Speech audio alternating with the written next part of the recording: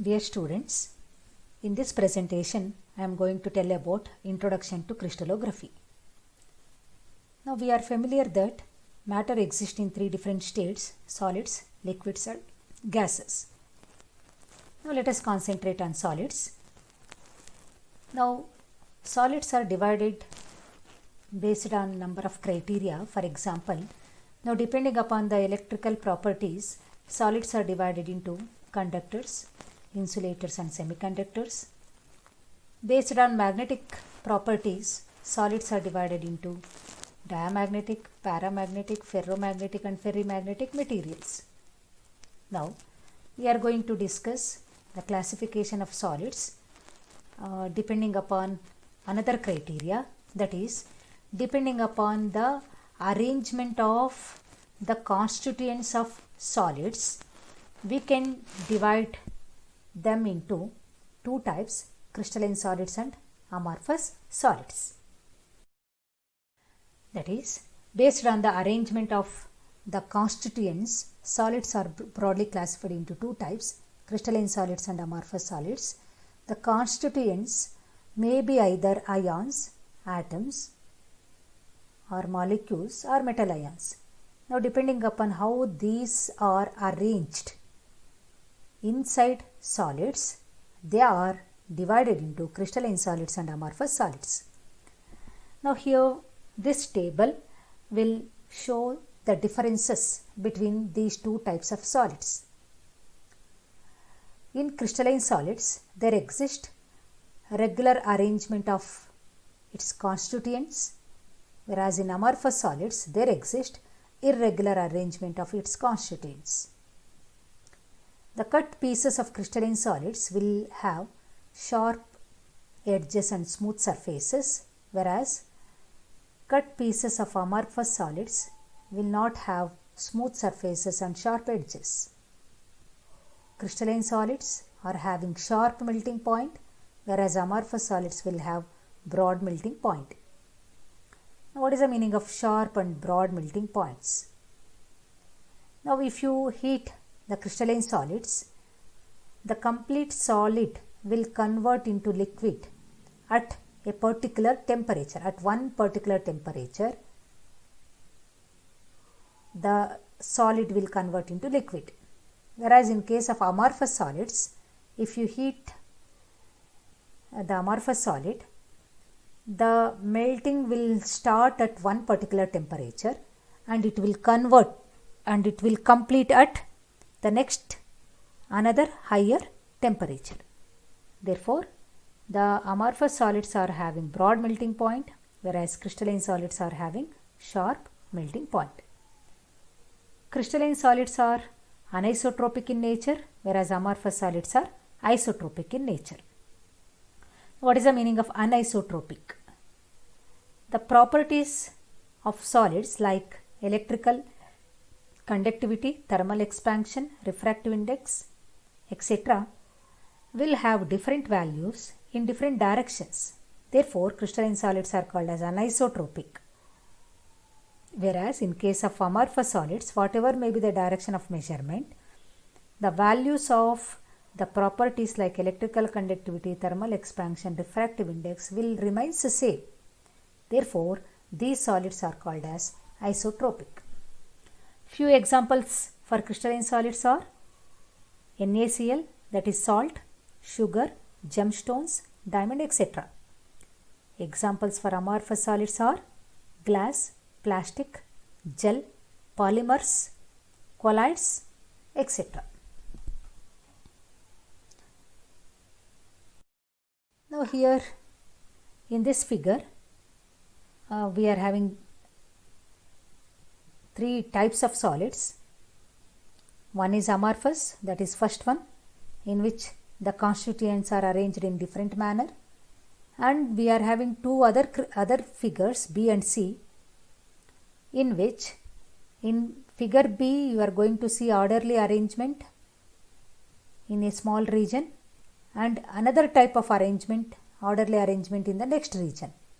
Now such crystals are called as polycrystals.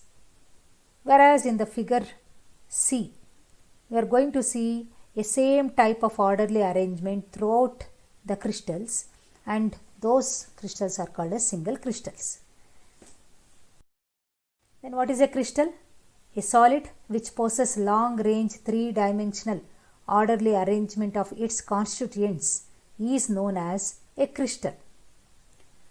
And these crystals are further classified into 4 different types based on the dominant type of chemical binding force which is existing between the constituents of the crystals. They are ionic crystals, atomic crystals, molecular crystals, and metallic crystals.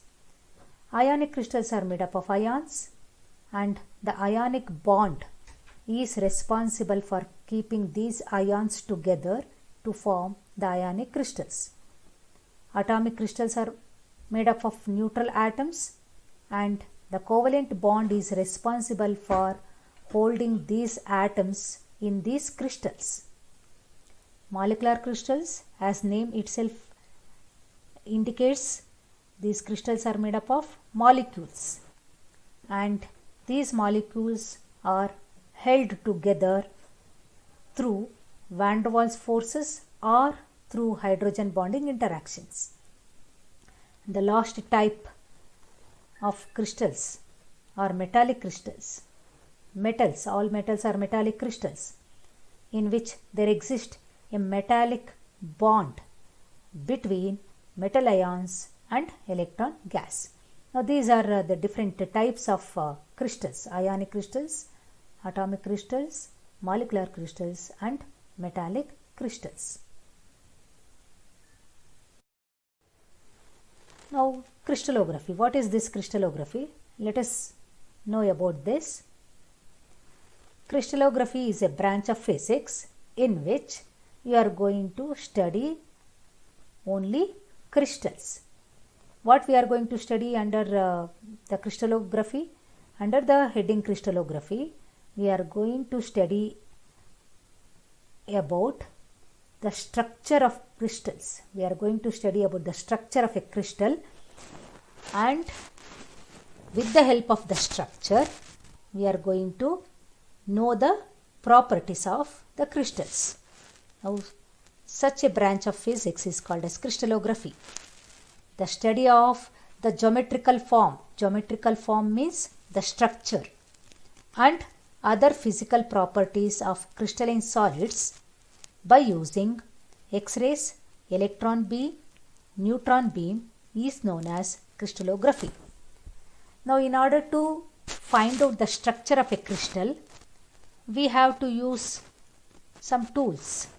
Here, we can use either X-rays, electron beams, or neutron beam as a tool in order to find out the structure, that is geometrical form of crystals. From the structure, it is very easy to know the physical properties. Structure and properties are related with one another. So by knowing the structure, you can be able to understand the properties. How to find out the structure? In order to find out the structure of these crystalline solids, we have to use either X-rays, electron beam, or neutron beam. Now this particular branch of physics in which we are going to concentrate only on the crystals is known as crystallography.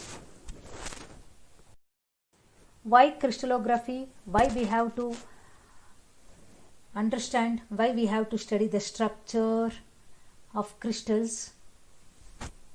Now, if you look at the list of the Nobel Prizes, you are going to find more than 26 Nobel Prizes which are awarded, where the crystallography is having a key aspect of the research. And from this point, from this itself, you can be able to imagine the importance of crystallography. Now more than 26 Nobel Prizes are awarded, where crystallography has been one of the key aspects of the research. Now the crystallography is not only limited to physics, now it is spread across chemistry, physiology, and also it is having its contribution in the field of medicine. Now if you go to history, now we have to remember, we have to recall the contribution of 4 important scientists who are the very who have contributed a great towards the crystallography. The important 4 scientists are William Röntgen, Max von Laue, Wilhelm Bragg and Lorenz Bragg. These are the 4 important scientists who contributed a lot to the field of crystallography. William Röntgen, nothing but he is the one who discovered X-rays.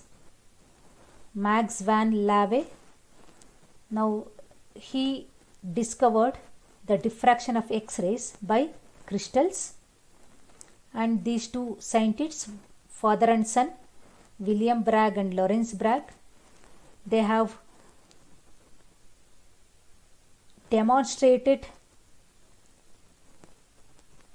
the crystal structure. These 2 were the scientists who were able to find out the crystal structures for the first time. And if you look at the prizes in which the crystallography is having its contribution, you can find out the number of examples, whereas the crystallography is having its contribution in determining the structure of vitamin B12, in determining the structure of DNA, in determining the structure of fullerene, and here I have mentioned the different Nobel prizes in which the crystallography is having its contribution. Now from this information itself, you can clearly understand the importance of crystallography.